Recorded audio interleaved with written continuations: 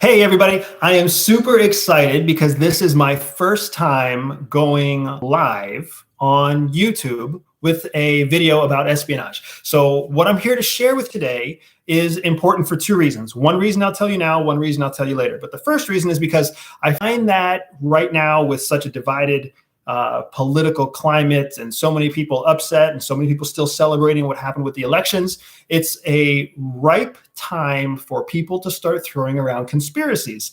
So what I wanted to do is take a few minutes to teach you about the anatomy of a conspiracy, because if you understand how conspiracies work, then you'll understand when you're looking at them, you'll understand why they happen. And I really want to bust the myth that conspiracies are always fake. There have been many times in history where conspiracies have proven to be true, but there are just so many conspiracies out there that it's easy to assume all conspiracies are fake. So here is the anatomy of a conspiracy. First, every conspiracy starts with a real factual event. Something happens, and that something that happens is something in real life.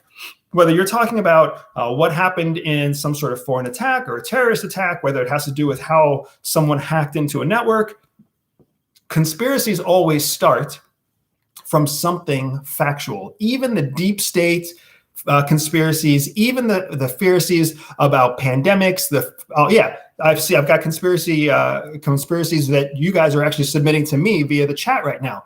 You've seen conspiracies get created, and they are created after a factual event, whether it's AIDS or whether it's coronavirus or whether it's what happened in Benghazi. There's always some factual event.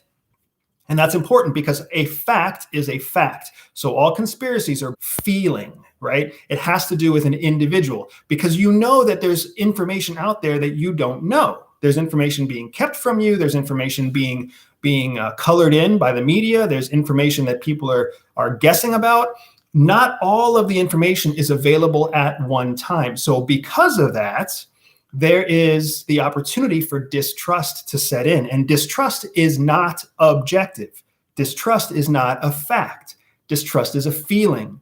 So what happens is this logical flow of thinking, factual event, that's logic. That factual event leads to this emotional feeling of distrust. Once there's emotion introduced into a conspiracy, into a series of thinking, emotion hijacks the entire process. So we have this logical and then this emotional piece that come together, and then that's where the conspiracy is truly born, because there's this distrust in the information being given, distrust that more information is out there and intentionally being hidden. Now, this is also an interesting development because after the distrust, the next step is suspicion. Suspicion is healthy. Suspicion is logical. Suspicion is sound judgment and reasoning. But because of the distrust in the middle, it doesn't matter that a factual event happened and that there is healthy suspicion, because there's this distrust in the middle that throws the whole thing off.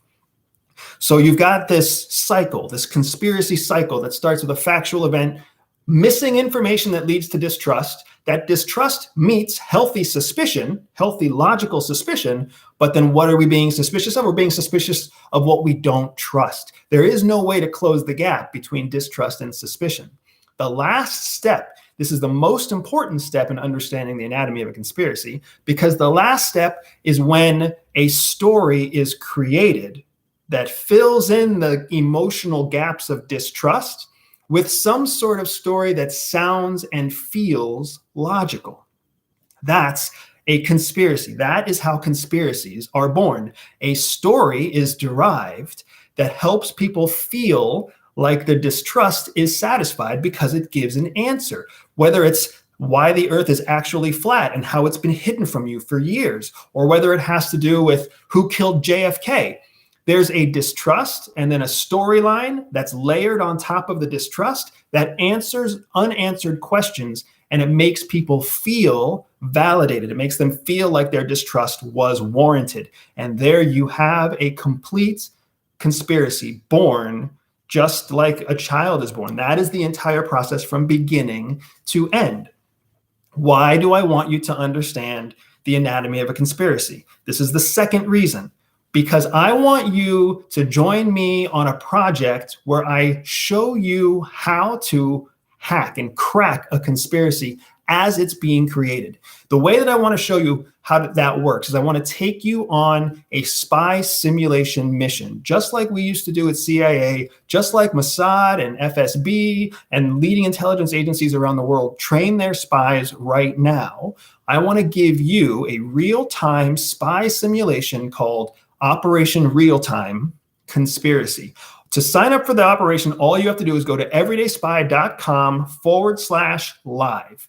everydayspy.com/live. If I knew how to share my screen, which is obviously something I'm going to have to learn how to do, but if I knew how to share my screen here, what I would do is I would take you there myself so you can see how it works. But if you go to that website, what you'll do is you'll be presented with a backgrounder, a very brief background explanation of what Operation Real-Time Conspiracy is. Essentially, it is a 72-hour exercise that is done in real time that pits you against other folks who are out there also trying to learn from Everyday Spy how to crack a conspiracy. Now, I want this to be something fun, but I also want it to be something challenging. So I am actually putting $4,000 worth of proprietary Everyday Spy training on the line. So if you or you and someone else become a team and compete in the Operation Real-Time Conspiracy Challenge, if you win, take second or third place, I will give you proprietary access to some of my premier trainings that are out there, all related to how spies learn, how spies dominate in everyday life, how we use spy skills to do amazing things.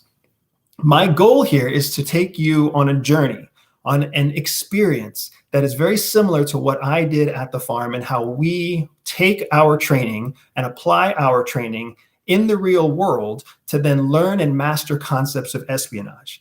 Operation Real-Time Conspiracy is your opportunity to join me on that mission and compete against other people around the country who are also on that mission right there beside you. It's an awesome community. It's an awesome opportunity.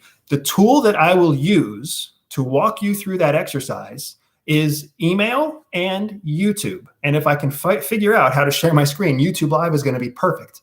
I will use a technique called just-in-time learning. I will teach you a skill, and then I will set you in motion using that skill on the next phase of Operation Real-Time Conspiracy. Each task that you complete using the training that I give you will then be sent back to me so I can assess your performance.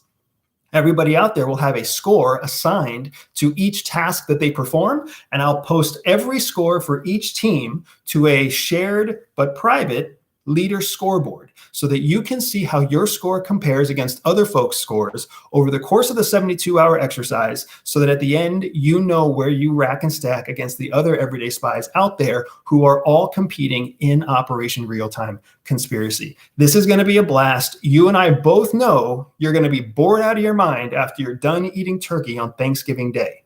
So midnight on Friday, November 27th, I am kicking off this mission. Anyone registered before that date gets an invitation and gets all the private access after the mission starts. Anybody who tries to sign up after that is going to get a big brick wall and an empty website. Join me for Operation Real-Time Conspiracy. Let's test your skills at cracking a conspiracy now that you understand the anatomy of a conspiracy, and it gives you a chance to learn everything that you've been learning from me, from the Everyday Espionage podcast, through everydayspy.com, and right here on this YouTube channel. Head over to everydayspy.com/live, and I will see you at midnight, Friday, the 27th of November, to get this thing started. Godspeed, Everyday Spy.